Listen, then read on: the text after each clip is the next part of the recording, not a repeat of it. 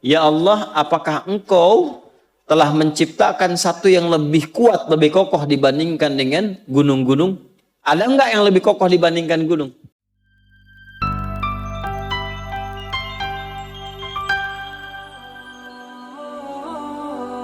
Faqalatil malaikatu, maka malaikat bertanya pada Allah Subhanahu wa taala, Rabbana hal khalaqta khalqan asyaddu minal jibal?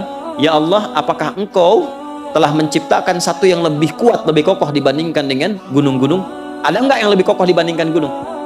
Maaf, kalau pasak itu harus kokoh enggak? Harus kuat enggak? Nah, maka Allah menjadikan gunung itu kuat, kokoh. Lalu malaikat bertanya, ya Allah, sebagai adab, ya Allah, apakah ada makhluk yang lebih kokoh, lebih kuat dibandingkan dengan gunung? Ya. Qala na'am, maka Allah menjawab, iya, al-hadid, besi. Besi dari segi kekuatannya maksudnya. Kemudian faqalatil malaikah, malaikat bertanya lagi, Rabbana la khalaqta khalqan asyaddu minal hadid? Ya Allah, apakah engkau pernah mencipta ya satu yang lebih kuat dibandingkan dengan besi? Qala na'am, ya, an-nar, api. Baik ya, api lebih kuat dibandingkan dengan apa? Besi. Teruskan, nanti ada sesuatu yang penting.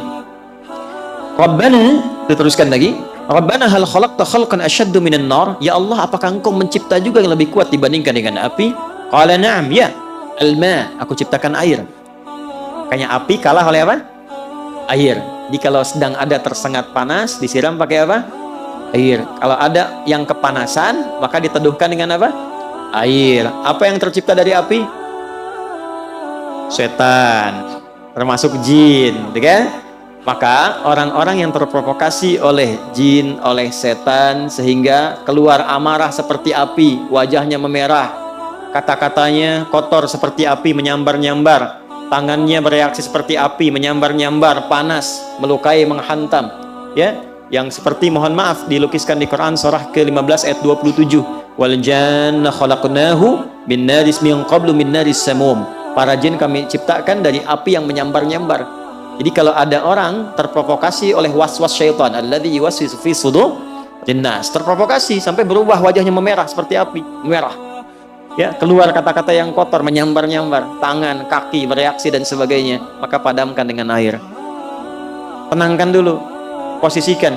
Api itu kan kalau ditundukkan, kalau kita turunkan posisinya, diturunkan api yang besar tuh, bawahnya kemudian kita korek-korek jadi turun kan? Ya kan? Makanya kalau berdiri kata Nabi, duduk dulu. Kalau sedang marah dan keluar, duduk dulu supaya dengan posisi rendah itu lebih tenang. Jelas? Kalau enggak, rebahan dulu, kayak turun dulu, turun. Kalau masih terbawa, setan masih provokasi, maka padamkan dengan air. Wudhu, sholat 2 rakaat supaya tenang, karena sholat itu menyatukan semua bentuk zikir. Doa ada di situ, istighfar ada di situ, tawakal ada di situ, sehingga ketika turun sujud lebih tenang keadaan dirinya, lebih tenang untuk mencerna. Itu yang salah satunya kita bisa ambil dari manfaat hadis ini. Teruskan. Ya Rabbana hal khalaqta khalqan asyaddu minal ma? Ya Allah, ada enggak yang lebih kuat dibandingkan dengan air? Qala na'am, Allah menjawab, ya, al-hawa, udara. Ya, udara. Kemudian faqalu, malaikat bertanya lagi, Rabbana hal khalaqta khalqan asyaddu minal hawa? Ada enggak yang lebih kuat dibandingkan dengan udara? Ya. Qala na'am, ya. Nah, ini yang ingin saya katakan. Perhatikan baik-baik. Ini mahal sekali. Ini rahasia kedua yang ingin kita bagi. Kalau sudah dapat, coba tekuni amalannya. Maka biasanya kalau ada sesuatu yang dahsyat, itu pahala dan keberkahannya nggak biasa. Ya. Na'am, ya. Ibnu Adam, jika ada anak cucu Adam, yatasaddaqu biyaminihi fayakhfa dzalika an syamalihi. Jika ada anak cucu Adam yang bersedekah dengan tangan kanannya dan tangan kirinya tidak mengetahuinya, maka itu nilainya di sisi Allah lebih tinggi, lebih kuat, lebih dahsyat dibandingkan dengan udara, dibandingkan dengan air, dibandingkan dengan api, dibandingkan dengan besi, dibandingkan dengan gunung-gunung yang menjadi pasak dari bumi. Saking tingginya nilai sedekah itu. Ya, tangan kanannya bersedekah, tangan kirinya tidak tahu bahwa dia bersedekah. Ini kiasan. Jadi sedekahnya bukan begini, bukan. Jangan tahu ya. Bukan. Ini kiasan, gambaran. Seperti tangan di atas lebih baik daripada tangan di... Ingat ya, kalau ngaji bahasa Arab nanti 85% dari bahasa Nabi itu bahasa majaz, kiasan. Karena Nabi orang paling fasih bahasa Arab. Orang Arab tuh kalau sudah fasih, kata-katanya balaghah. Al-yadu yumna khairum min yadis sufla. Ya, tangan yang kanan digunakan pada fungsi yang baik dibandingkan dengan yang kiri. Kemudian al yadul ulya khairum min yadil sufla. Tangan yang di atas lebih baik daripada tangan di bawah. Ini kiasan, maksudnya memberi lebih baik daripada meminta. Bukan mintanya begini. Di atas bukan. Nah, yang dimaksud tangan kanan memberi, tangan kiri itu tidak melihat, maksudnya menghindari riya. Menghindari apa? Riya. Ya. Memberi tidak harus banyak orang tahu. Nyumbang tiba-tiba udah jadi hamba Allah gitu kan. Nah, itu lebih baik. Memberi terbuka pun nggak apa-apa. Siapa yang mau bersedekah untuk masjid saya 100 juta, boleh-boleh saja, asal bisa mengendalikan perasaan dirinya. Ya, saya Pak, 100 miliar, oh Masya Allah Pak, tapi tolong buatkan spanduk dari Sabang sampai Merauke. Saya itu, fotonya yang besar gitu. Nah, itu persoalan. Nah, jadi ternyata saya mau berikan rumus, sedekah itu kalau dilakukan dengan niat yang ikhlas, itu nilainya tinggi di hadapan Allah sampai mengalahkan kuatnya pasak gunung yang menjadi pasak bumi. Kuatnya gunung yang menjadi pasak apa? Bumi. Ini bahasa kiasan, maksudnya apa? Saking tinggi nilainya di sisi Allah, itu sampai mengalahkan kekuatan gunung sebagai pasak apa? Bumi. Makanya kalau ada orang bersedekah dengan bentuk harta, itu nilainya di dalam surah Al-Baqarah di ayat 261. Itu paling sedikit 700 kali lipat. Berapa? Paling sedikit ya, karena ayatnya suka dipotong sampai situ padahal belum selesai.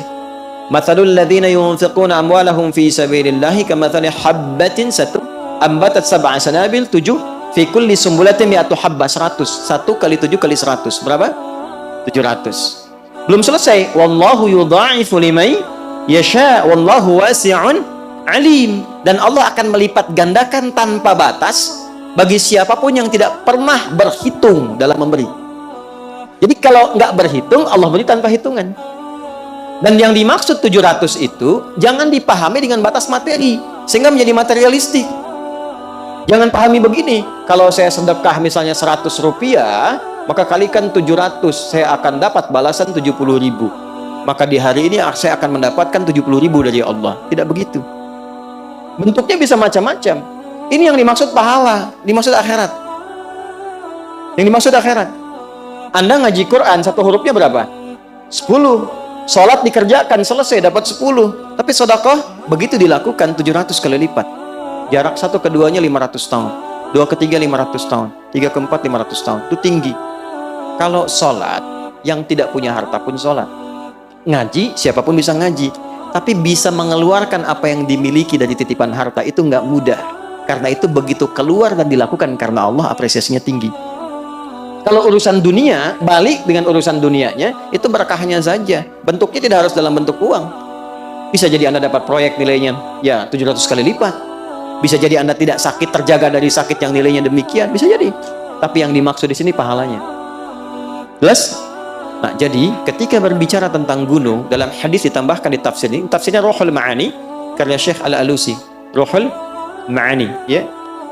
Jadi ditambahkan di hadis ini, saking pentingnya pasak gunung itu untuk menyentuh akal kita. Gunung sebagai pasak bumi. Kalau engkau sudah sadar, sekarang maaf, sudah dibuktikan secara ilmiah, benar kebenarannya, para ilmuwan sudah berbicara, dan ternyata Quran jauh-jauh hari sudah menyatakan. Lalu alasan apa lagi yang Anda jadikan untuk menyoal Quran? Para ilmuwan yang lebih pintar daripada Anda sudah membuktikan firman Allah, Anda masih menyoalnya. Akal Anda ada di mana gitu? Itu maksudnya. Jadi kalau masih ada orang-orang sekarang yang iseng menyoal isi Quran, memotong-motong, ngambil, bicara tentang jilbab, bicara tentang ayat tahajud, bicara tentang masjid, potong-potong ayat tentang ini dan itu, memotong ayat tentang surga, bicara tentang neraka, ya, dipotong-potong dan sebagainya, dibalik tanya oleh Quran, hei, yang paling pintar aja sudah membenarkan apa yang Allah sampaikan. Ente yang kepintarannya nggak nyampe situ masih menyoal, otaknya masih ada nggak? Yang dipotong videonya ya. Ya, itu maksudnya. Jelas? Jadi kenapa Anda mesti berdebat pada yang tidak penting, yang Anda pun nggak paham? Yang paling aneh itu sudah nggak pada paham, didebatkan, didiskusikan, tidak memahami itu gitu. Jangan sampai terjadi ada umat yang demikian, cuman ramenya aja. Ya, muncul persoalan ini rame dibahas gitu kan? Ada hubungan juga enggak? Anak belum dimandiin, gitu kan? Pekerjaan belum disiapin, rame bahas KDRT. Halo? Kenapa? Betul nggak? Iya. Mendingan kita daripada begitu kan mendingan ngaji kan? Jelas dapat pahala, ya kan? Nyiapin anak-anak, dekatkan pada yang baik-baik. Coba, yang ngalamin bukan Anda, ya kan? Anda bahas gak jadi solusi. Anda kasih masukan nggak nyampe, nggak didengar. Ngapain capek-capek membicarakan yang bukan bagian Anda? Dapat apa? Update Ustaz.